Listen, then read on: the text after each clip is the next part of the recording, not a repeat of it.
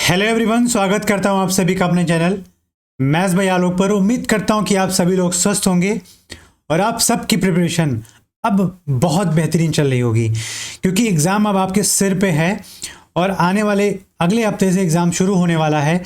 और उम्मीद करूंगा कि आप सब लोग एकदम जी जान लगा के अपनी प्रिपरेशन कर रहे होंगे। और उन प्रिपरेशन में आपके नंबर्स को, आपके स्कोर को बूस्ट करने के लिए हम जो सीरीज चला रहे हैं वो आपके एग्ज़ाम में बहुत ही फ़ायदेमंद साबित होगी। क्योंकि जो इस एग्ज़ाम को देखा जाए तो इस एग्ज़ाम में जितने भी क्वेश्चंस आएंगे उससे रिलेटेड, उसके पैटर्न पर और उस पॉइंट ऑफ व्यू से सभी क्वेश्चन को सेट किया गया है और उस हिसाब से आपको मेथड्स के बारे में बताया जाएगा, शॉर्ट ट्रिक के बारे में समझाया जाएगा और आपके अंदर कॉन्फिडेंस लाया जाएगा कि आप सिलेक्शन के काबिल हो और आप सिलेक्शन जरूर लोगे। तो SSC CGL pre score booster का जो थर्ड क्लास है, इसमें आज हम मैथ्स के बारे में जो भी इंपॉर्टेंट क्वेश्चंस होंगे, 25 टॉप 25 क्वेश्चंस होंगे, उनको डिस्कस किया जाएगा। और ये सारे के सारे क्वेश्चंस एग्जाम से रिलेटेड क्वेश्चंस होंगे। एक भी क्वेश्चन ऐसा नहीं है कि जो आपके एग्जाम में नहीं आया होगा, और ऐसा क्वेश्चन बनाया गया है कि वो आपके आने वाले एग्जाम में भी आने के चांसेस उसके 100% हैं, या बहुत ही इंपॉर्टेंट क्वेश्चंस आपके एग्जाम में आने वाले इसमें लाए गए हैं। तो आज की अपनी क्लास शुरू करते हैं। मैथ्स सेशन का थर्ड क्लास है ये, और उम्मीद करूंगा कि अब आप लोग practice practice practice, revision revision revision, इसके अलावा आपके पास कोई और काम नहीं होगा। आप भूल जाइए कि ज़िंदगी में कुछ और चल रहा है, क्योंकि अब आपको मंजिल को छूने की देरी है। अब आप मंजिल की उस दहलीज पर खड़े हो कि जहाँ से आपको उस मंजिल को छूने की देरी है। तो आपकी प्रिपरेशन नहीं रुकनी चाहिए, आपका रिवीजन, आपकी प्रैक्टिस नहीं रुकनी चाहिए, और आप सबकी प्रैक्टिस और रिवीजन के जो फल हैं उन सभी को बरकरार रखने के लिए हमारी जो क्लास है वो आप सबको अच्छा स्कोर दिलाएगी, ये गारंटी लेता हूँ मैं। वही शुरू करते हैं आज की अपनी क्लास, जिसमें पहला क्वेश्चन रहा आपके स्क्रीन के सामने ये कि सरसों के तेल का अंकित मूल्य, सरसों के तेल का अंकित मूल्य इसके क्रय मूल्य से 25% अधिक है। तो अंकित मूल्य मतलब मार्क प्राइस, अगर मार्क प्राइस की ये बात कर रहा है तो यहाँ पर मैं मान लेता हूँ मार्क प्राइस इसके क्रय मूल्य मतलब कॉस्ट प्राइस से 25% अधिक है। और आप सबको पता है 25% का मतलब क्या होता है, 1/4। मतलब कॉस्ट प्राइस अगर 4 रही होगी तो अंकित मूल्य 1 रुपये बढ़ के कितना हो जाएगा, 5 हो जाएगा। अंकित मूल्य से कितने प्रतिशत कम पर इसे बेचा जाना चाहिए ताकि कोई लाभ ना हो और ना कोई हानि हो। तो सिंपल सी बात है, ना लाभ हो ना हानि हो, उस वस्तु को अगर बेचा जाएगा तो कॉस्ट प्राइस पे बेचा जाएगा। तो जब मार्क प्राइस को हम देखेंगे तो मार्क प्राइस से कितना कम करेंगे कॉस्ट प्राइस के इक्वल हो जाए। तो मार्क प्राइस से आप देख रहे हो कि हम लोग 1 कम करेंगे, तो कम कर रहे हैं 1 किससे, मार्क प्राइस से। तो मार्क प्राइस से आप कम कर रहे हो 1, तो इंटू में 100 कर दो। तो आप देख रहे हो हम डिस्काउंट परसेंट यहाँ पर दिया जाएगा। डिस्काउंट परसेंट कितना हो जाएगा, 5 से 20 बार, तो 20% ये आपका क्वेश्चन का राइट आंसर हो जाएगा। और एसएससी सीजीएल 2023 का क्वेश्चन है ये, ठीक है। बहुत ही सड़ा हुआ क्वेश्चन, बहुत ही आसान सा क्वेश्चन आपके लिए मैं लेकर आया, ताकि एग्जाम में इस पैटर्न पे क्वेश्चन आए तो आप उसको सॉल्व करके आगे बढ़ सको। बढ़ेंगे अगले क्वेश्चन पे। हमारा अगला क्वेश्चन कहता है, अपनी यात्रा के भाग के रूप में एक व्यक्ति 120 किलोमीटर की यात्रा 80 किलोमीटर प्रति घंटा की गति से, अगले 100 किलोमीटर की यात्रा 40 किलोमीटर प्रति घंटे की गति से तय करता है और 75 किलोमीटर प्रति घंटे की गति से प्रारंभिक बिंदु पर वापस आता है। तो यात्रा के दौरान व्यक्ति की औसत गति बताइए। तो इसको सबसे आसान तरीके से आप समझो कि अगर वो 120 किलोमीटर जाता है तो उसकी स्पीड कितनी थी, 100 किलोमीटर पर आवर।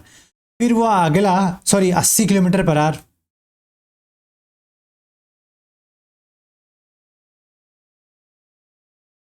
फिर अगला वो 100 किलोमीटर जाता है, ये सभी के सभी किलोमीटर में है। तो 100 किलोमीटर जाता है तो 40 की स्पीड से जाएगा वो, ठीक। लेकिन इन दोनों डिस्टेंस को पार्ट्स में कवर करने के बाद वो वापस एक बार में 75 किलोमीटर प्रति घंटा की रफ्तार से प्रारंभिक बिंदु पे आ जाता है। तो जितना गया है उतना ही तो आएगा। तो टोटल आने में इसको कितना डिस्टेंस कवर करना पड़ेगा, 220 किलोमीटर, क्योंकि 120 और 100 को मिला के देखोगे तो 220 हो जाएगा। और इस 220 को उसने कवर कितने में किया है, 75 किलोमीटर पर आवर। तो आप मुझे बताइए उसने इस पहले वाले पार्ट में टाइम कितना लिया होगा, अगर हम 80 से 120 को डिवाइड करेंगे तो 1.5 आवर का टाइम लिया होगा। 40 से 100 को डिवाइड करेंगे तो कितना लेगा, 2.5 आवर का टाइम लेगा। और 75 से 220 को डिवाइड करेंगे तो अप्रॉक्स मान के चलो कि 225 के आसपास की वैल्यू को डिवाइड कर रहे हो, तो हम ये कह सकते हैं कि अप्रॉक्स 3 घंटा लेगा वहाँ पे समय 220 किलोमीटर को वापस आने में 75 की रफ्तार से। तो यात्रा के दौरान व्यक्ति की औसत गति कितनी रही होगी? तो आप मुझे बताइए, यात्रा के दौरान अगर आप औसत गति निकालने जा रहे हो तो total distance upon total time, तो टोटल डिस्टेंस कितना था यहाँ पे 220 और प्लस 220 कितना हो जाएगा 440। उसका टोटल टाइम कितना लगा, यहाँ पर हम निकाल रहे हैं एवरेज स्पीड। तो 1 2 3 और 1 4 और 3 7, अप्रॉक्स 7 के ले लो यहाँ पे वैल्यू। तो यहाँ से आप देखोगे 7 छक्कों 42, 42 और 2 44 तो 20 हो जाएगा। तो ये अप्रॉक्स 63 के आसपास की जो वैल्यू होगी वो आएगी। इस ऑप्शन में आपके पास 63 ना ये है ना ये है ना ये है, तो आपका फर्स्ट ऑप्शन हो जाएगा करेक्ट ऑप्शन। जब आप इस 220 को 75 से डिवाइड करोगे तो डेसिमल के फॉर्म में 2 पॉइंट समथिंग आएगा, फिर आप यहाँ पर ऐड करोगे तो 6 पॉइंट समथिंग से आप डिवाइड करोगे 440 को, तो आपके पास एग्जैक्ट वैल्यू 63.46 किलोमीटर आएगा। लेकिन एग्जाम में आपको सिलेक्शन लेना है, वहाँ पे आपको रिसर्च करने की ज़रूरत नहीं है। तो यहाँ पर अप्रॉक्स वैल्यू ले लिया मैंने, क्योंकि यहाँ पर मैं देख रहा था कि ऑप्शंस थोड़े दूर दूर हैं, तो मैंने यहाँ पर अप्रॉक्स वैल्यू ली और 63 के आसपास की वैल्यू आ गई, मतलब 62 से ज़्यादा आ रही है, 63 पॉइंट समथिंग आ सकती है। तो हमारे पास ए ऑप्शन इस क्वेश्चन का करेक्ट ऑप्शन हो गया। अगला क्वेश्चन कहता है कि यदि 6 की पावर 25 प्लस 6 की पावर 26 प्लस 6 की पावर 27 प्लस 6 की पावर 28 इज डिविजिबल बाई किससे? तो यहां पर आप जाहिर सी बात है कि 6 की पावर 25 प्लस 6 की पावर 26 प्लस 6 की पावर 27 प्लस 6 की पावर 28 में से अगर आप सबसे लोएस्ट पावर की संख्या को कॉमन करते हो तो यहाँ क्या बचेगा 1 प्लस 6 की पावर 26 से अगर ये 6 की पावर 25 चला गया तो कितना बचेगा 6 बचेगा। यहाँ से आप देखोगे तो प्लस 6 की पावर 2 बचेगा, प्लस यहाँ देखोगे 6 की पावर 3 बचेगा, मतलब 6 की पावर 25 इंटू ये संख्या तो 6 से डिविजिबल है ही है। लेकिन आगे भी समझते हैं कि 1 प्लस जो हमारा ऑप्शन में उससे किससे डिवाइड होगा, तो 1 प्लस 6 मतलब 7 प्लस 36 प्लस 6 की पावर 3 का मतलब होता है 216। तो आप 216 में 36 ऐड कर दो, 7 ऐड कर दो, तो 216 प्लस 36 कितना हो जाएगा 252, और 252 और 7 कितना हो जाएगा 259। तो 6 की पावर 25 गुणे 259। तो आप देख रहे हो कि 259 इसका एक फैक्टर है, और 6 की पावर 25 में आप देखोगे तो 2 और 3 या 6 इसके फैक्टर्स होते चले जाएंगे। तो इस क्वेश्चन में 259 वाला ऑप्शन इसका राइट आंसर हो जाएगा, क्योंकि क्वेश्चन में 6 नहीं दिया हुआ है, 2 नहीं दिया हुआ है, 3 नहीं दिया हुआ है। बाकी बचे ऑप्शंस में जो 4 ऑप्शंस में संख्या है 259, वही इस पूरी संख्या को डिवाइड कर पाएगी, और हमारा डी ऑप्शन हो जाएगा करेक्ट ऑप्शन। अगला क्वेश्चन कहता है यदि एंगल सी बराबर है एंगल जेड के और भुजा ए सी बराबर है एक्स जेड के, तो त्रिभुज ए बी सी और त्रिभुज एक्स वाई जेड, यहां पर मैं बनाता हूं त्रिभुज, ये है त्रिभुज आपका, मान लेता हूं ए बी सी, त्रिभुज ए बी सी और त्रिभुज ये है त्रिभुज आपका एक्स वाई और जेड, ठीक है। अब एंगल सी जो है वो बराबर है एंगल जेड के, मान लिया भाई, और एसी भुजा है वो एसी भुजा, ये वाली भुजा बराबर है एक्स जेड के। तो सिंपल सी बात है कि इन दोनों ट्राइंगल ए बी सी को सर्वांगसम मतलब कॉन्ग्रुएंट प्रूफ करना है ट्राइंगल एक्स वाई जेड के, तो जिसमें ए सी बराबर दे रखा है एक्स जेड, एंगल सी बराबर दिया हुआ है एंगल जेड के। तो थर्ड नेसेसिटी क्या होगी इस चीज को कि ये सेटिस्फाई कर जाए कि ये सर्वांगसम बना देगा। तो मुझे बताओ क्या ए बी बराबर ए सी करने से, क्योंकि हम एक ट्राइंगल में दो भुजाओं को बराबर कर रहे हो ना कि दोनों ट्राइंगल्स में, तो फर्स्ट ऑप्शन हो गया गलत। क्या बी सी बराबर वाई जेड के, ये जो भुजा बी सी है ये वाई जेड के अगर बराबर कर दिया जाए तो क्या कोई काम बन सकता है? देखो ध्यान दो, तो अगर बी सी बराबर वाई जेड कर देता हूं यहाँ पर, तो आप यहां से कह सकते हो सर्वांग समता का जो नियम है साइड एंगल साइड, क्या है साइड एंगल साइड, इस त्रिभुज की ये साइड ये एंगल और ये भुजा, इस वाले त्रिभुज का ये साइड ये वाला एंगल और ये भुजा बराबर हैं, तो ये दोनों त्रिभुज आपस में सर्वांगसम हो जाएंगे। तो इसका जो बी ऑप्शन होगा, बी ऑप्शन इस क्वेश्चन को सर्वांगसम बना देगा, इस त्रिभुज दोनों त्रिभुजों को सर्वांगसम बना देगा कि बी सी बराबर अगर वाई जेड हो जाए तो ये साइड एंगल साइड से इन दोनों त्रिभुजों को आप कह सकते हो कि वो सर्वांगसम है, जो कि बहुत ही आसान क्वेश्चन था। एक दुकानदार निम्नलिखित 2 छूट योजनाएं प्रदान करता है, स्कीम्स उसके पास हैं 2 डिस्काउंट की, जिसमें पहला डिस्काउंट वो कहता है कि 3 खरीदें 4 मुफ्त पाएं, buy 3 get 4 free, buy 5 get 6 free. दूसरे वाले में बोलता है 5 खरीदें और 6 फ्री पाएं। तो जाहिर सी बात रही होगी, जो पहला वाला रहा होगा उसने 3 के खरीदने पर 4 को फ्री दिया, इसका मतलब उसका जो कॉस्ट प्राइस लगा होगा वो किसका लगा होगा, 7 का। लेकिन बेचा किस पे उसने, सेलिंग प्राइस कितने की लिया, उसने 3 के लिया। ठीक है,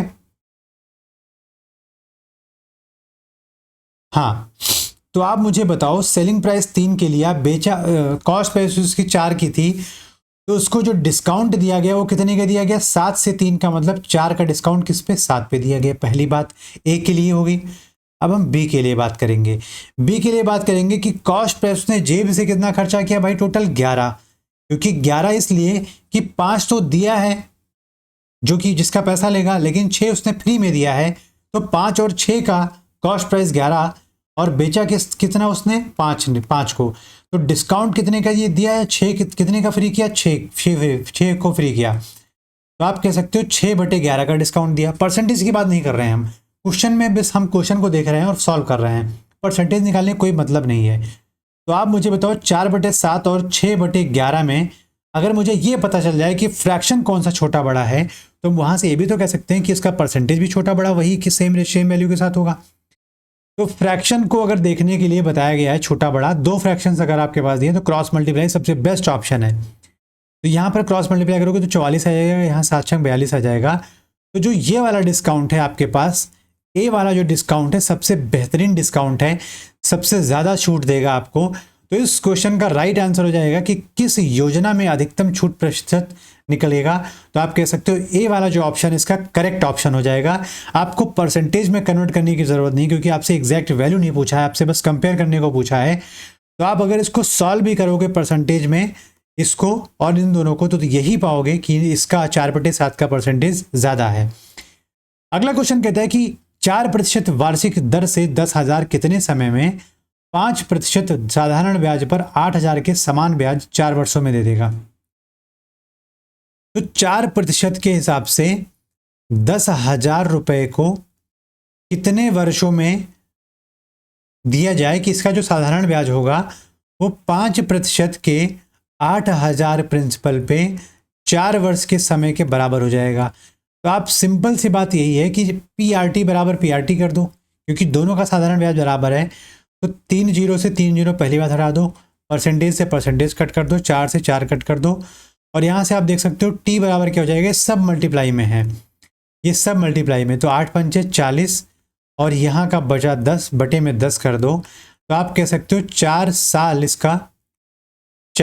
इस क्वेश्चन का राइट आंसर हो जाएगा, जो कि सी ऑप्शन इस क्वेश्चन का करेक्ट ऑप्शन है।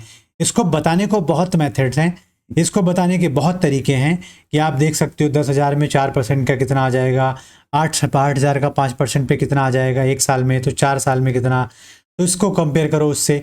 इतना बड़ा तामझाम करने से कोई फ़ायदा नहीं है, सीधा फॉर्मूला लगाओ, अप्लाई करो। यहाँ पर 100 मैंने डिवीजन में इसलिए नहीं लिखा क्योंकि दोनों जगह मैंने परसेंटेज बना के रखा है, और डिवीजन में आप लिखोगे भी तो कैंसिल आउट हो जाएगा। नेक्स्ट क्वेश्चन कहता है कि 3 sin theta minus cos theta, 3 sin theta minus cos theta upon cos theta plus sine theta बराबर अगर 1 के है, तो then the value of cot theta क्या होगी। कॉट थीटा की वैल्यू पूछा है, तो इसमें सिंपल सी बात है कि यहाँ पर आप ये सिंप्लीफाई कर लो तो आपके पास वैल्यू आ जाएगी आराम से। तो यहाँ से देखो तो 3 sin theta minus cos theta बराबर हो जाएगा, क्रॉस मल्टीप्लाई करके, cos theta plus sine theta. Sine को इधर लेके आऊँगा तो बन जाएगा 2 sin थीटा, क्योंकि 3 sin थीटा पहले से था, 1 sin थीटा माइनस कर दोगे और ये कॉस थीटा उधर जाके ऐड हो जाएगा, तो 2 cos थीटा हो जाएगा। यहाँ से 2 से 2 कैंसिल करने के बाद आप देख सकते हो साइन को उधर ले जाऊँगा तो बन जाएगा कॉट थीटा और यहाँ पे बचेगा 1। तो इस क्वेश्चन का जो राइट आंसर हो जाएगा, सी ऑप्शन इस क्वेश्चन का करेक्ट ऑप्शन है 1। ऐसे क्वेश्चन बनाता कैसे एग्जामिनर मुझे समझ में नहीं आया, क्योंकि सड़े लेवल का क्वेश्चन अगर आप सॉल्व करने भी जाओ तो पेन पेपर की जरूरत नहीं पड़ेगी। अगला क्वेश्चन कहता है कि if a plus B plus C बराबर 16 है और a square plus B square plus C square बराबर 90 है, then find the value of A B plus B C plus C A. आपके पास दो इक्वेशंस हैं, a plus B plus C बराबर यहाँ पर दे रखा है 16 और दूसरे में दे रखा है A square plus B square plus C square बराबर 90।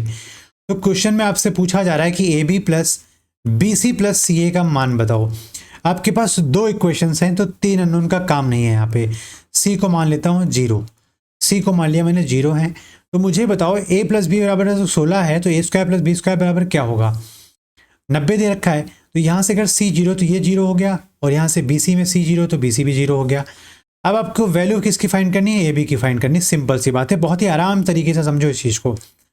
अगर मैं फर्स्ट इक्वेशन को स्क्वायर कर दूँ तो आप देखोगे A square plus B square plus 2ab बराबर क्या हो जाएगा 256। और अब इस थर्ड इक्वेशन से सेकंड को माइनस कर दूं तो आप देखोगे कि यहाँ पर 0 यहाँ पर 0 आ जाएगा और 2abc यहाँ पर 2abc प्लस में बच जाएगा। और 256 से अगर 90 माइनस करने जा रहे हो तो यहाँ पर आप 6 देखोगे, 15 से 9 जाएगा तो 6 आ जाएगा और यहाँ पर क्या आ जाएगा 1 आ जाएगा। तो आप कह सकते हो ए बी बराबर क्या हो जाएगा 166/2। तो 2 8 16 2 3 6 83 इस क्वेश्चन का राइट आंसर हो जाएगा। इस क्वेश्चन को बहुत ज़्यादा बड़ा नहीं बनाना, आराम से इस चीज़ को सॉल्व कर सकते हैं हम। इसमें सी की वैल्यू को 0 पुट करा के, क्योंकि ये जो जीरो पुटिंग वैल्यू है ये बहुत सारे ऐसे क्वेश्चन होंगे जिसमें काम आने वाले हैं आपके, तो इसलिए मैंने आपको यहाँ पर बताया है। बाकी इसको फॉर्मूले से भी कर सकते थे।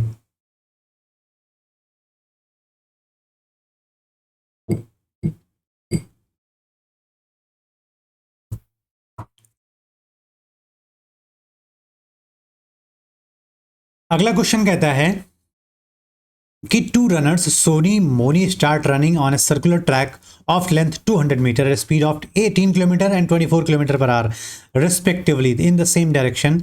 After how much time from the start will they meet again at the starting point. दो धावक सोनी और मोनी क्रमशः 18 और 24 किलोमीटर प्रति घंटा की गति से 200 मीटर लंबाई के वृत्ताकार ट्रैक पर समान दिशा में दौड़ना शुरू करते हैं, तो प्रारंभ में कितने समय के बाद वह प्रारंभिक बिंदु पर फिर से आप मिलेंगे। तो आप मुझे बताओ, अगर एक आपके पास यहाँ पर सर्कुलर पाथ है तो जिस पर सोनी और मोनी एक ही डायरेक्शन में दौड़ रहे हैं, तो इसका मतलब है कि अगर एक डायरेक्शन में कोई भी वस्तु या कोई भी चीज़ या कोई भी इंसान या कोई भी वाहन एक दिशा में चलता है तो उसकी रिलेटिव वेलोसिटी क्या हो जाएगी, v1 माइनस v2, ज़्यादा वाले से माइनस छोटा वाला। तो आप मुझे यहाँ पे बता सकते हो, पहली बात तो अगर मैं इसको कन्वर्ट करूँ मीटर पर सेकंड में, मीटर पर सेकंड में कन्वर्ट करना इसलिए इम्पोर्टेंट है क्योंकि यहाँ पर आप देखोगे सब कुछ सेकंड में फाइंड करना है और दे रखा है डिस्टेंस वहाँ पे मीटर में। तो अगर 18 किलोमीटर पर आवर है तो उसको 5/18 करके आप कह सकते हो 5 मीटर पर सेकंड, और 24 किलोमीटर पर आवर को आप देखो तो 6 × 18 6 × 24। तो यहाँ से आप कह सकते हो 6 × 24 4 × 20/3, ठीक। तो 20/3 मीटर पर सेकंड आ गया दूसरे का। अब ध्यान दीजिए, अगर रिलेटिव वेलोसिटी है उनकी तो v1 माइनस v2 हो जाएगा। तो यहाँ से आप कह सकते हो 20/3 माइनस 5 बराबर 5 से 15, मतलब 20 माइनस 15 कितना हो जाता है 5/3 मीटर पर सेकेंड, 5/3 मीटर पर सेकेंड। हाँ ठीक है,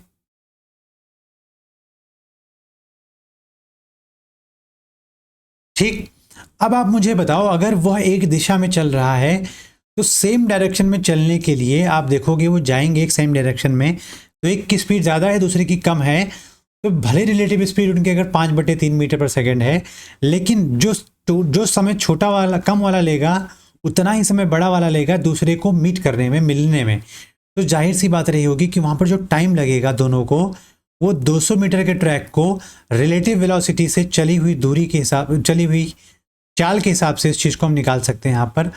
तो 5/3 मीटर पर सेकेंड यहाँ पर है और मीटर यहाँ पर है। तो आप कह सकते हो टी जो आएगा 200/5 गुणे में 3 सेकेंड आ जाएगा, यहाँ से मीटर कैंसिल आउट हो गया।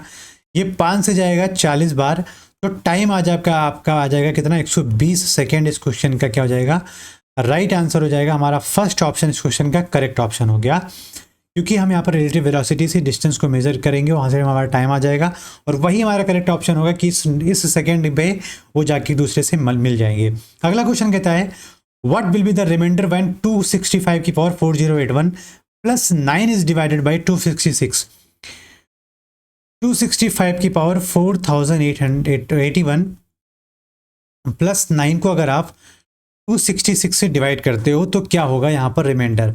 तो क्या मैं 265 को लिख सकता हूँ 266 माइनस 1 की पावर 4081 प्लस 9 अपॉन 266। अब आप देखोगे 266 माइनस 1 की पावर 4081 जो कि ऑड है, अगर आप पावर को एक्सपेंड करोगे तो हर जगह 266 का मल्टीपल आएगा, एक जगह छोड़ के वो जगह होगी -1। तो मतलब यहाँ से अगर आप डिवाइड करोगे 266 से तो आपके पास रिमाइंडर कितना आ जाएगा -1। क्यों, क्योंकि 1 के साथ नेगेटिव चीज़ की पावर ऑड है तो इसलिए -1 आया, प्लस 9 अपॉन 266। तो आप देख रहे हो यहाँ पर रिमाइंडर को अगर ऐड कर देंगे दोनों तो 8/266 में आप देख रहे हो कि हमारा जो रिमाइंडर आएगा इस क्वेश्चन के लिए वो 8 आ जाएगा, जो कि फर्स्ट ऑप्शन इस क्वेश्चन का करेक्ट ऑप्शन होगा। 8 इस क्वेश्चन का रिमाइंडर हो जाएगा विभाजित करने के बाद शेषफल। अगला क्वेश्चन है कि एक पुरुष, एक लड़का और एक महिला एक कार्य को 10 दिन में मैन वुमेन, मतलब पहले आएगा लड़का फिर आएगा वुमेन, मतलब boy and women can complete the works in 10 days, 15 days and 30 days। तो आप मुझे बताओ इनके टाइम का रेशियो दे रखा है, तो एफिशिएंसी का रेशियो क्या हो जाएगा, इनका उल्टा 1/10, 1/15, 1/30। तो एलसीएम आप लोगों तो 30 आ जाएगा, तो 10 से 3 टाइम, 2 टाइम और ये 1 टाइम आ जाएगा। तो यहाँ पे आप बताओ टोटल वर्क कितना हो जाएगा। आप किसी दो से ले लो, किसी एक से ले लो, 10 या 30 आपका टोटल वर्क डन है। अब आगे क्वेश्चन पढ़ते हैं। कार्य कितने दिनों में पूरा किया जा सकता है जब एक पुरुष, एक महिला और एक लड़का वे सभी एक साथ काम करते हैं। तो जाहिर सी बात होगी टोटल वर्क, मतलब time of A, B and C, या मेन, वुमेन एंड बॉय का ले लिया जाए तो total work done upon efficiency आप बता दो यहाँ पर सबकी कितनी है, मेन, वुमेन एंड बॉय की। तो वर्क डन आप देख रहे हो 30 था, टोटल एफिशिएंसी 3, 2, 5 और 1, 6 थी। तो आप देखोगे 5 दिन में ये काम पूरा का पूरा कंप्लीट कर दिया जाएगा। 5 days इस क्वेश्चन का क्या हो जाएगा, राइट आंसर हो जाएगा बी ऑप्शन इस क्वेश्चन का करेक्ट ऑप्शन। अगला क्वेश्चन कहता है कि 7b minus 1/4b is equals to 7, then find the value of 16b square plus 1/49b square. अब ध्यान दीजिएगा कि यहाँ पर 7b माइनस 1/4b बराबर दे रखा है 7, लेकिन क्वेश्चन में आप देखो तो डिनोमिनेटर की लिखी हुई चीज को न्यूमरेटर में रख के और न्यूमरेटर की लिखी चीज को डिनोमिनेटर में रख के क्वेश्चन पूछ रहा है। तो यहाँ पर आप देखो 7 डिनोमिनेटर में जाएगा और 4 न्यूमरेटर में आएगा। तो इस पूरे की पूरे इक्वेशन को अगर मैं 4/7 से डिवाइड कर दूं तो आप यहाँ से ये कह सकते हो कि अंदर जाएगा तो यहाँ 7 से 7 कैंसिल, तो 4b माइनस 4 से 4 कैंसिल, तो 1/7b बराबर इस 7 से 7 कैंसिल, तो यहाँ कितना आ जाएगा 4 आ जाएगा। ठीक, तो हम ये कह सकते हैं कि अब यहाँ पर x माइनस 1/x की वैल्यू अगर 4 है तो क्वेश्चन में x square plus 1/x square की वैल्यू पूछी है। तो यहाँ से आप देख सकते हो कि क्या होता है कि अगर बराबर k है, हमने पढ़ा है ax माइनस 1/bx बराबर, अगर k है और आपसे कोई पूछता है ax square whole square plus 1/bx का होल स्क्वायर अगर आपसे कोई पूछ लिया तो आप उसको क्या कहते हो, k स्क्वायर प्लस 2 इंटू ए अपॉन बी। तो यहाँ पर आप मुझे बताओ k कितना है, 4 की पावर 2 प्लस 2 इंटू ए कितना है, आपने यहाँ पर लिया 4 इंटू बी कितना है डिनोमिनेटर में 7। तो आप कह सकते हो 16 प्लस 8/7, 16 प्लस 8/7, 16 7 112, क्योंकि एलसीएम आ जाएगा 7 और 112 प्लस 8 करोगे तो क्या आ जाएगा 120/7। इस क्वेश्चन का सी नंबर राइट आंसर हो जाएगा 120/7। ठीक है, इस क्वेश्चन में ऐसा कुछ भी नहीं है, इस क्वेश्चन को समझना बहुत ही इंपॉर्टेंट है क्योंकि इससे रिलेटेड एक क्वेश्चन जरूर आपके एग्जाम में आएगा। दो संकेंद्रित वृत्त मतलब कोसेंट्रिक सर्कल्स हैं दो, उनकी त्रिज्याएं 10 सेंटीमीटर और 6 सेंटीमीटर है। तो यहाँ पर कोसेंट्रिक सर्कल्स अगर बना देते हैं अगर कोसेंट्रिक सर्कल बनाया हूं मैं यहाँ पे, तो अगर आपके पास यहाँ पर एक सर्कल में ले आता हूं, ये आपके पास सर्कल है कोई, ठीक, और ऐसे ही दो सर्कल हैं आपके पास, तो यहाँ पे एक सर्कल और मैं बना देता हूं। लेकिन ये दोनों क्या है, कोसेंट्रिक हैं। अगर दोनों कोसेंट्रिक हैं तो जाहिर सी बात है एक बाहर होगा और एक अंदर होगा। तो यहां से अगर मैं देखूं तो ये दोनों क्या है, कोसेंट्रिक हैं। एक 10 सेंटीमीटर है तो दूसरा 6 सेंटीमीटर है। त्रिज्या की बात कर रहा हूं मैं। एक की त्रिज्या अगर यहां पर, एक की त्रिज्या अगर देखा जाए इस वाले की, यहां पर आप देखोगे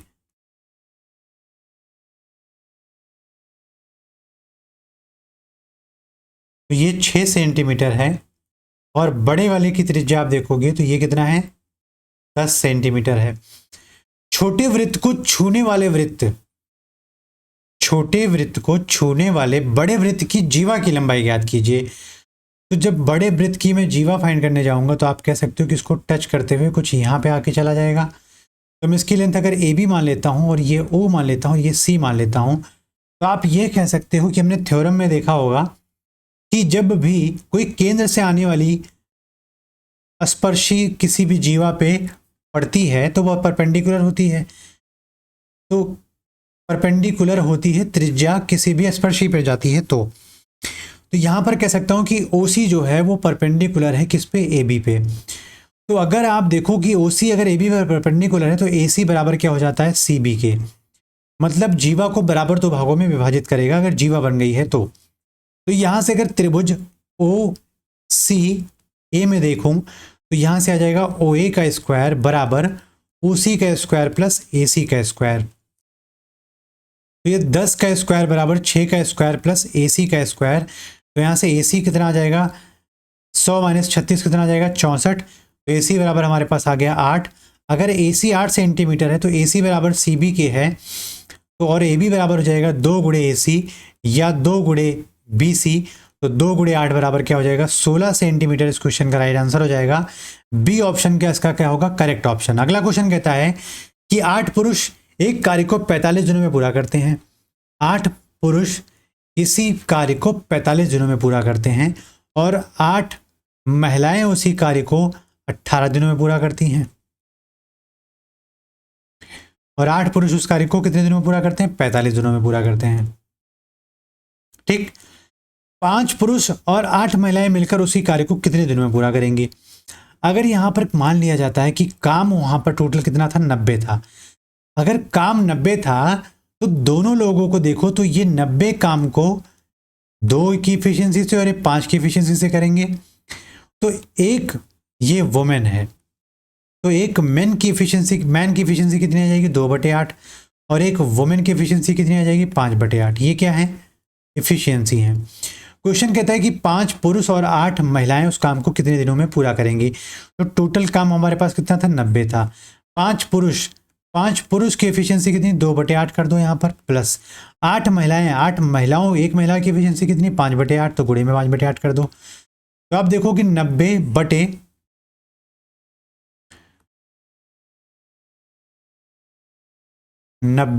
बटे में 5 दूनी 10/8 और 8 पंजे 40/8।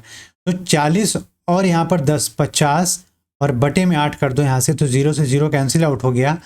9 8 72/5, या आप इसको ले सकते हो 72/5 को हम क्या लिख सकते हैं, 14 सही 2/5। सी ऑप्शन इस क्वेश्चन का क्या हो जाएगा, करेक्ट ऑप्शन हो जाएगा। 14 सही 2/5 दिनों में 5 पुरुष और 8 महिलाएं मिलकर इस काम को कंप्लीट कर देंगे। हमारा अगला क्वेश्चन है, बहुत ही बढ़िया क्वेश्चन है, बड़ा सा है लेकिन ये बहुत ही आराम से क्वेश्चन को करेंगे। एक चुनाव में मतदाता सूची में नामांकित 2% व्यक्तियों ने भाग नहीं लिया। अगर 100% वहां पर सूची में नाम दर्ज था जिसमें से 2% भाग नहीं लिए, तो बचे में से 98% ने भाग लिया होगा, जाहिर सी बात है। उसके बाद ये कहता है कि भाग नहीं लिया और 500 मत अवैध थे। 500 मत अवैध थे, मैं मान लेता हूं अवैध है, छोड़ दो अभी इसको। यदि दो उम्मीदवार ए और बी चुनाव लड़े और ए ने बी से 200 मतों ए ने बी को 200 मतों से हराया, यदि मतदाता सूची में नामांकित 43% व्यक्तियों ने ए के पक्ष में अपना वोट डाला, तो 2% खराब था, उन बचा 98, उसमें से आप देख रहे हो कि 43% अगर ए के पास चला गया तो जाहिर सी बात होगी कि बी के पास जो वोट जाएगा उसमें आप देखोगे कि 55%, क्योंकि 98 करना है, 55% से आप 500 वोट हटा दो तो बी के पास चला जाएगा वो। लेकिन आप देखो तो 43% जो बराबर है वो किसके बराबर है? 55% बी के वोट से 500 खराब वोट हटाने के बाद, और इसमें देखोगे तो 200 वोट अगर मैं जोड़ दूं तभी वो टोटल वोट जो होगा वो ए के बराबर होगा। ठीक है, ध्यान से समझिएगा चीज़ों को। तो आप मुझे बताओ कि अगर 55 और 43 का डिफरेंस देखो तो कितने का है? 12 का। 12% की वैल्यू अगर क्वेश्चन में दे रखी है 300, 12% की वैल्यू क्वेश्चन में दे रखी है 300, क्योंकि यहाँ से 500 से 200 घटाओगे तो 300 आएगा और उधर जाके प्लस बन जाएगा। तो यहाँ से क्वेश्चन में पूछा है कि तो कुल डाले गए वोटों की संख्या बताओ। डाला गया वोट कितना? 98%। तो 12% की वैल्यू अगर 300 है, 12% की वैल्यू अगर 300 है, तो आप यहां पर कह सकते हो कि मैं कुछ मिटाना चाहूंगा क्योंकि यहां पे शायद प्रॉब्लम हो। तो 12% की वैल्यू अगर 300 है तो 98% कितना हो जाएगा? आप कह सकते हो 300 बटे 12 गुणे 98। तो आप कहोगे यहाँ से 12 से 25 बार जाएगा और 25 अट्ठे 200, 25 तो 225 और 20 कितना हो जाएगा? 245। तो 2450 इसका फर्स्ट ऑप्शन इस क्वेश्चन का राइट आंसर हो जाएगा। कि वहां पर 2450 वोट पड़े थे, बाकी 2% वोट नहीं पड़े थे, लेकिन जो पड़े वोट थे तो 2450 थे, उसमें से 43% ए को मिला था, 500 वोट खराब हो गए थे और बचा वोट जो था वो बी को मिला था। अगला क्वेश्चन कहता है कि what is the value of 64x⁻³ plus 38x² y plus 20xy² plus y cube when x is equals to 3 and y is equals to -4। इस क्वेश्चन में एग्जामिनर के ऊपर क्या बीत रही होगी? इस एग्जाम में इस क्वेश्चन को सेट करते टाइम वो बहुत ही दुख में रहा होगा, इसलिए उसको लगा होगा कि बच्चों के ऊपर भी दुख है और इस क्वेश्चन को बहुत आसान बना दिया जाए। और आप देख रहे हैं कि इस क्वेश्चन में ऐसा कुछ भी नहीं कि जो हमें समझ में ना आए। एक्स की वैल्यू क्वेश्चन में दे रखी है और वाई की वैल्यू में क्वेश्चन में दे रखी है, डायरेक्ट पुट कर रहा हूँ और आंसर निकालने की कोशिश कर रहा हूँ। यहाँ से आप पुट करोगे 3 का क्यूब हो जाएगा plus 38 into 3 square into -4 plus 20 into 3 into -4 का स्क्वायर प्लस -4 का क्यूब। 3 तिया 9 तिया 27, 27 को 64 से गुणा करना है हमें। यहाँ पर 6 है, यहाँ पर 8 है, यहाँ पर 6 है, यहाँ पर 6 है। यूनिट प्लेस से अगर आप करने जाओगे तो हमारे पास एक ऑप्शन को एलिमिनेट हो जाएगा, लेकिन हो सकता है कि ये वाला आंसर हो जाए। अगर ये एलिमिनेट हो गया तो बचे 3 में से ऑप्शन में से आंसर होगा। तो हमें थोड़ा सा आगे बढ़ना पड़ेगा। आप देख रहे हो कि अगर मैं 3 तिया 9 तिया 27 को बाद ध्यान में रखूँ तो यहाँ पर 27 को मल्टीप्लाई करोगे, 27 7 चौक 28 और 7 छंग 42, 4 दूनी 8 50, 50 और 2 52, 6 दूनी 12 और 5 17, 1728 आ गया। ठीक, यहां से आप ध्यान दो तो यहां पर माइनस आ जाएगा, क्योंकि माइनस यहाँ का यहाँ प्लस को माइनस बना देगा। 3 तिया 9 को मल्टीप्लाई करोगे 38 से और 4 फिर मल्टीप्लाई करो तो 4 उठे 32। पहले मैं 38 गुणे 4 के लेता हूँ तो 32 और 3 चौके 12 और 12 और 3 15 इंटू में 9 प्लस में 60 इंटू में 16, क्योंकि 4 की पावर 2 और माइनस का पावर 2 है तो प्लस हो जाएगा। तो 60 इंटू 16 कितना हो जाएगा? 960। ठीक, और यहाँ पर आ जाएगा -64। -64 यहाँ से आप इसको अगर घटा दो इससे, यहाँ पर मैं कह सकता हूँ 896। इसका क्या आ जाएगा?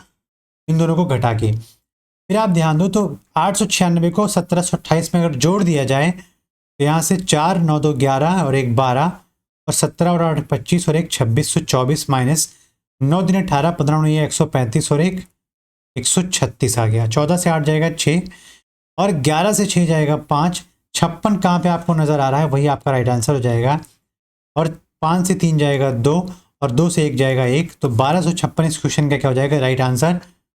ये क्वेश्चन बोर्ड मास से न देकर बल्कि उन्होंने थोड़ा सा अलजेब्रा का यूज़ किया और इस क्वेश्चन को आपको सॉल्व करने के लिए दे दिया, तो हम बहुत आसानी से इस चीज़ को फाइंड कर सकते हैं। अगला क्वेश्चन कहता है कि एक दुकानदार 1 किलो वजन के स्थान पर 940 ग्राम वजन का उपयोग करता है, वह इसे 4% लाभ पर बेचता है। पहली बात तो उस वस्तु को 940 ग्राम यूज करता है, लेकिन देता कितना है 1000 ग्राम। मैं मान लेता हूं कि हर ग्राम की मूल्य जो होगी वो 1 रुपया होगी या 1 पैसा होगी, तो यहाँ पर उसकी कॉस्ट प्राइस कितनी रहेगी 940 रुपए की।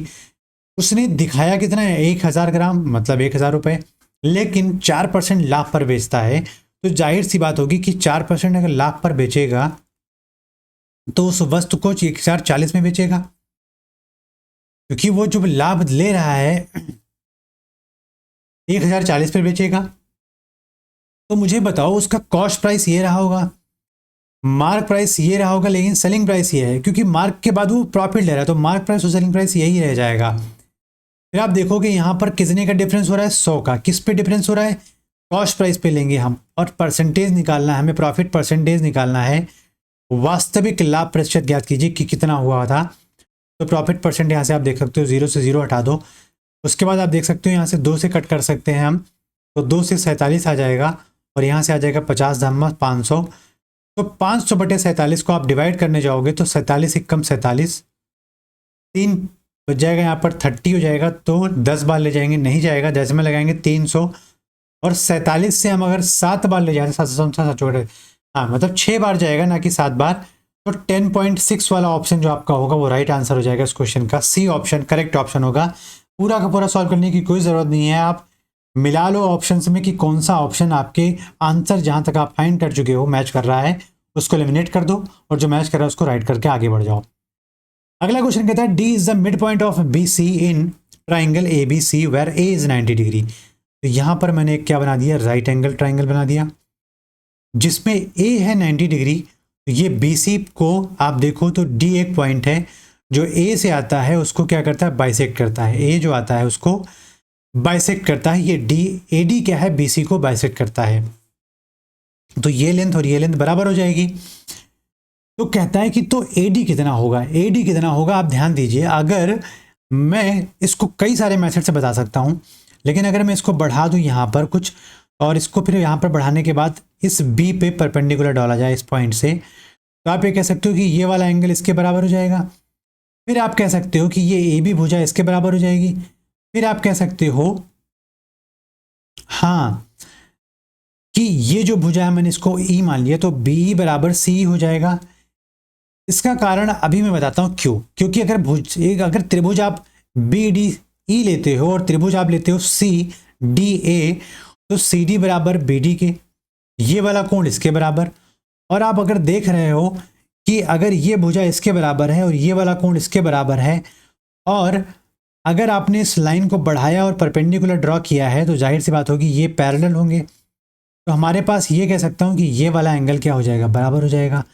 अगर ये वाला एंगल बराबर है और किसके बराबर हो जाएगा, इस वाले एंगल के बराबर हो जाएगा। और अगर ये एंगल बराबर है, तो भाई एंगल से हम कह सकते हैं भाई कि ये क्या है, कॉन्ग्रुएंट है।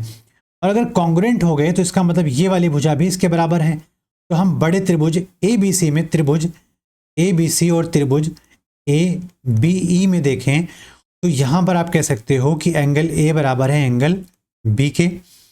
यहाँ से ए बी भुजा जो है, ए बी भुजा कॉमन है, और ए सी जो भुजा है वो बराबर हो जाएगा बी ई के। ए सी जो भुजा है बराबर हो जाएगा बी ई के। तो यहाँ से एक बात ये कही जा सकती है कि अगर ये और ये दोनों सर्वांगसम हैं, तो यहाँ पर आप कह सकते हो कि ये वाला कोण इसके बराबर हो जाएगा। और इसके पहले वाला जो त्रिभुज हमने लिया था वहाँ पर कह सकते हो अगर कॉन्ग्रुएंट है तो ये भुजा इसके बराबर हो जाएगी।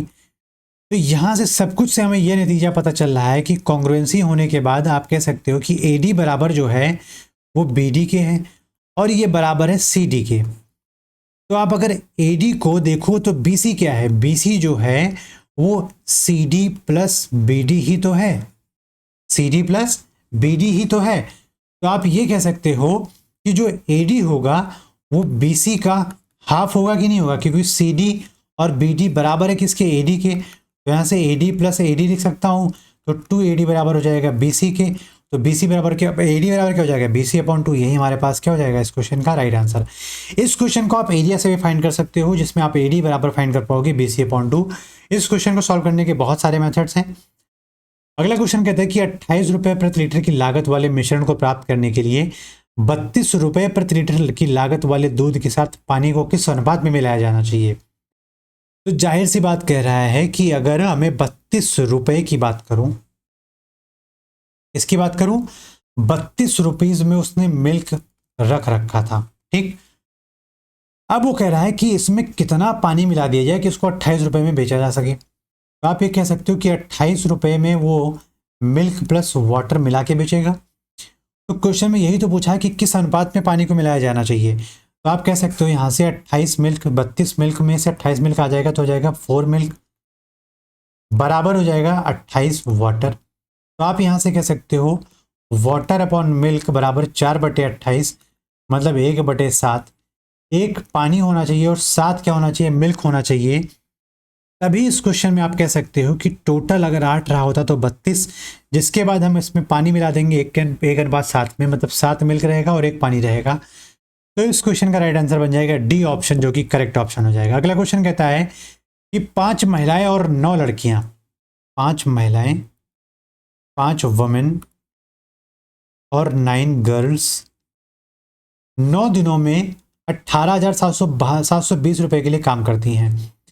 तो 9 दिनों में इन्होंने काम कितना किया होगा, उसकी जो अमाउंट होगा कितना होगा, 18,720 रुपए। फिर अगला कहता है कि 9 महिलाएं, 9 वुमेन प्लस 16 गर्ल्स कितने दिन काम किया, 14 दिन काम किया। इसके लिए उनको कितना पैसा मिला, 52,080 रुपए मिले इसके लिए। तो यहां से आप ये चीज कर सकते हो कि एफिशिएंसी फाइंड कर सकते हो, यहां से एफिशिएंसी का रेशियो फाइंड कर सकते हो। फिर आगे कहता है 12 महिलाएं और 7 लड़कियां एक मिलकर 13 दिनों में कितने रुपए के लिए काम करेंगी या कितना पैसा कमाएंगी। तो आप देखो वर्क वहां पे तो पूरा कंप्लीट बराबर रहा होगा। तो यहां पे अगर आप देखो तो 5 गुणे 9 मतलब 45 वुमेन प्लस, हाँ एक काम कर सकते हैं 9 से इसको डिवाइड करूंगा तो 9 दूनी 18 और 9 दूनी 18 और 0 बार जाएगा और 9 8 72, 2,080 रुपये आ गया पहले से। और ये 14 से अगर इसको डिवाइड करता हूँ, ये डिवाइड हो चुका है, तो 14 से अगर डिवाइड करूंगा तो 14 3 42, 42 के बाद 10 100, 14 6 84, 14 98 और 2 14 दूना 28 और 0 27 3720 रुपये। तो 5 W प्लस 9 गर्ल बटे 9 वुमेन प्लस 16 गर्ल अगर ले लेता हूँ यहाँ से, तो आप कह सकते हो 280 बटे 3720। ये 0 से 0 कट गया। यहां से आप देखोगे तो कितना आ जाएगा, 4 से अगर डिवाइड करते हैं इसको, हाँ 4 पंचे 20 और 4 दूनी 8, 4 9 36, 4 3 12, ठीक है। तो ये 93 इधर चला जाएगा और 52 में मल्टीप्लाई हो जाएगा। तो 93 मल्टीप्लाई 5 करेंगे तो 5 से 15, 5 9 45, तो 45 और 1 46 वुमेन। और यहाँ का आप देखोगे 52 मल्टीप्लाई करूँ, सॉरी गर्ल, हाँ औरतें हैं। अगर 52 में 9 औरतों को मल्टीप्लाई करो तो 9 दूनी 18 और 9 बचे 45 और 1 46, इसको माइनस कर दो इससे, ठीक। किसका है, वुमेन का, बराबर कर दो। अगर गर्ल इधर चली जाती है, गर्ल इधर चली जाए तो 16 दूना 32 और 16 पंचे 80 और 3 83 गर्ल माइनस, इसको मैं इधर ले आऊँ 9 गुणे 93 के साथ, 9 2 3 27, 9 9 81 और 2 83 गर्ल आ गया, ठीक। तो यहाँ से आप देख सकते हो कि डिफरेंस कितने का है, 3 वुमेन का बराबर, यहाँ पर डिफरेंस कितने का है आप कह सकते हो माइनस, यहाँ से माइनस माइनस आ जाएगा -5 गर्ल। तो वुमेन अपॉन गर्ल आप अगर देखो तो 5/3 हो जाएगा, माइनस से माइनस कैंसिल आउट कर सकते हो। तो अगर एफिशिएंसी की बात करूं तो वुमेन और गर्ल कितने आ गए, 5 और 3 का, तो 12 औरतें, बहुत ही बढ़िया क्वेश्चन है, टाइम टेकिंग है थोड़ा सा। 12 औरतें और 7 लड़कियां 13 दिन अगर काम करेंगी तो इसको वहां पे पुट कर दो एफिशिएंसी के फॉर्म में। यहाँ से मैं बता सकता हूँ कि कितने रुपए में काम करेंगी वो। तो 12 गुणे 5 प्लस 7 गुणे 3 गुणे में 13,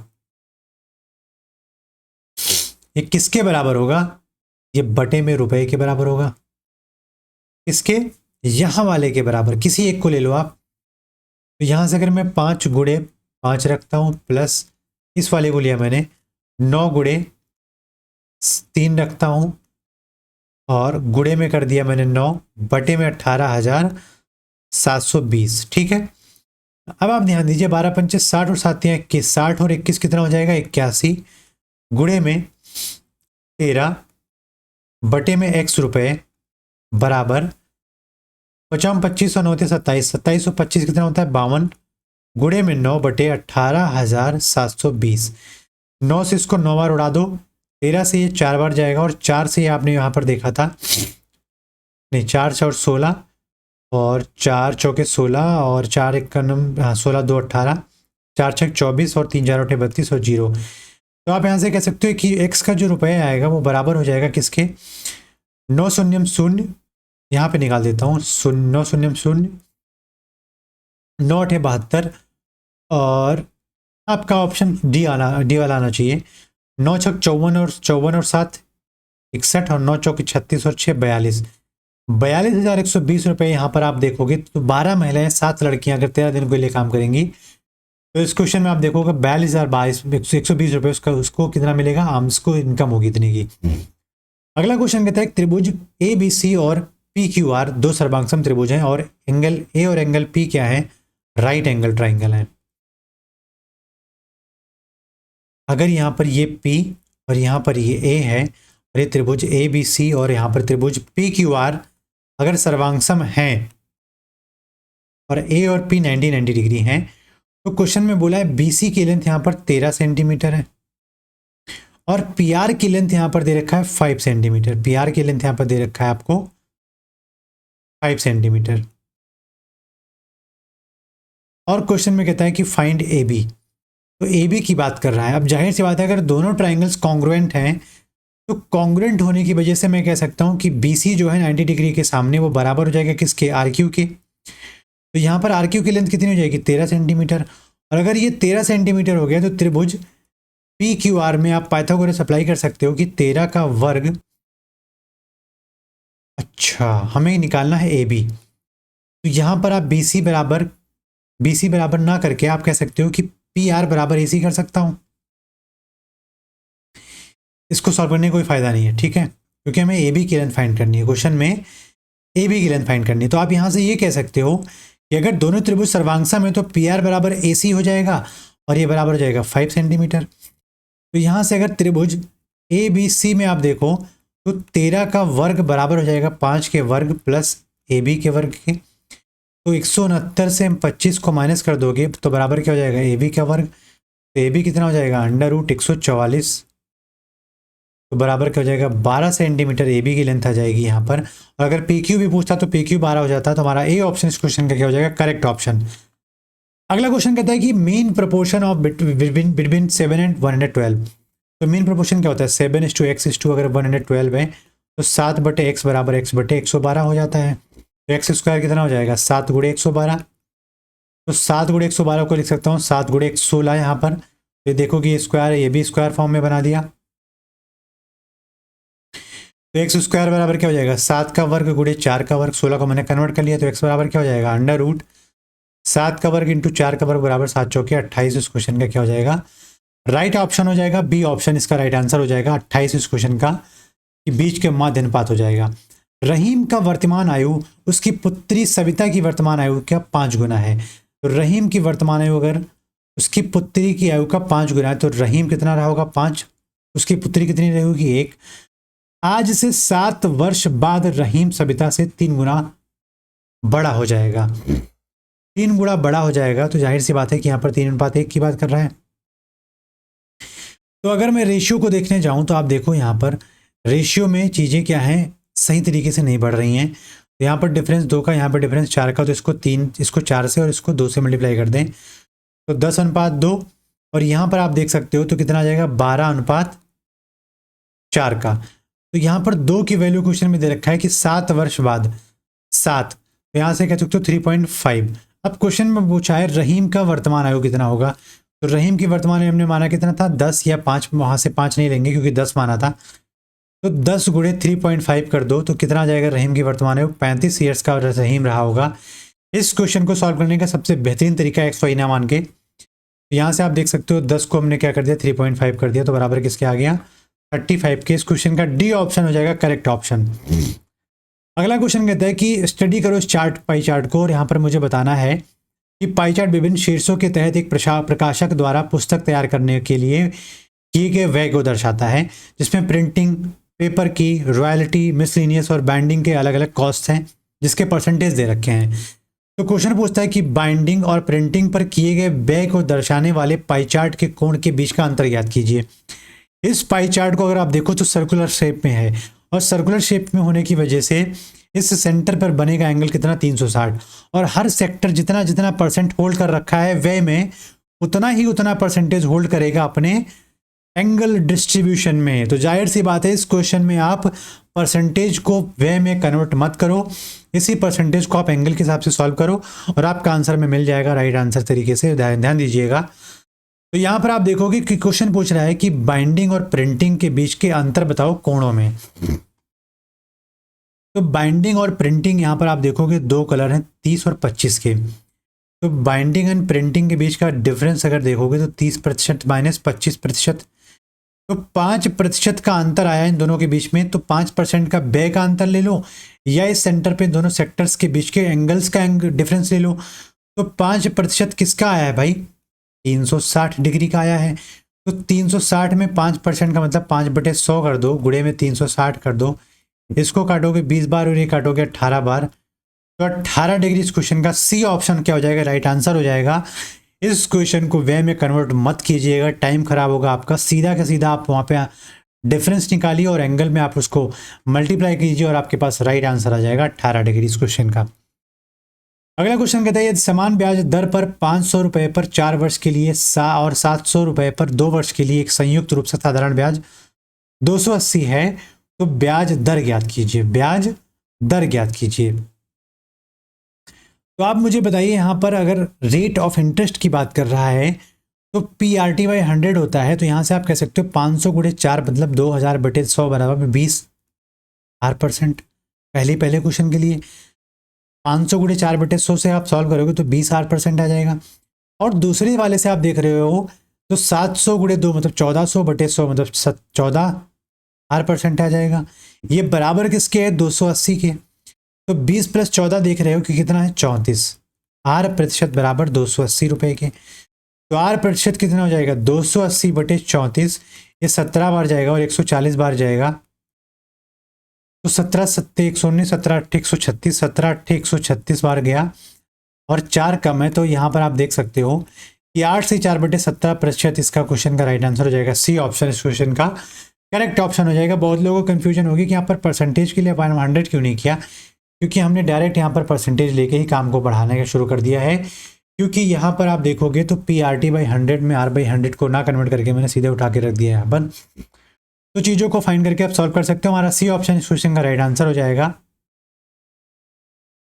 8 से 4/17% इस क्वेश्चन का करेक्ट ऑप्शन हो जाएगा। तो ये थे हमारे टॉप 25 क्वेश्चन और उम्मीद करता हूँ कि आप इन सभी क्वेश्चंस को अपने डेली प्रैक्टिस में यूज़ करोगे और मेथड्स को यूज़ करोगे, शॉर्ट ट्रिक्स को यूज़ करोगे और अपने क्वेश्चन को सॉल्व करने वाले टाइम को कम करोगे और सिलेक्शन में इस कंट्रीब्यूशन को आप अडॉप्ट करोगे और चीज़ों को सॉल्व करने में आपको मदद मिलेगी, सिलेक्शन लेके जाओगे। और आप सब लोग प्रिपरेशन अच्छे तरीके से करते रहिए। कोई डाउट हो आप कमेंट बॉक्स में ज़रूर बताया कीजिए। वीडियो को लाइक कीजिए, सब्सक्राइब कीजिए और चैनल को दूसरों तक भी बताइए कि यहाँ पर चैनल पर हर चीज़ फ्री में पढ़ाई जा रही हैं और अच्छी चीज़ें पढ़ाई जा रही हैं। एग्जाम पॉइंट ऑफ व्यू से चीज़ें पढ़ाई जा रही हैं। मार्केट में हल्ला मचा के नहीं पढ़ा रहा हूँ मैं, लड़ाई झगड़ा करके नहीं पढ़ा रहा हूँ। आजकल HCF का बहुत बड़ा ट्रेंड चल रहा है, टीचर्स के बीच में तू मैं चल रही है। तो आप शांति से पढ़ाई कीजिए। आपके पास इतना समय नहीं है कि तू मैं के लिए आपके टाइम निकले, और टाइम वेस्ट मत कीजिए। मॉक दीजिए, प्रैक्टिस कीजिए और रिवीजन करते रहिए। मिलते हैं अगले वीडियो में, तब तक के लिए धन्यवाद। जय हिंद, जय भारत।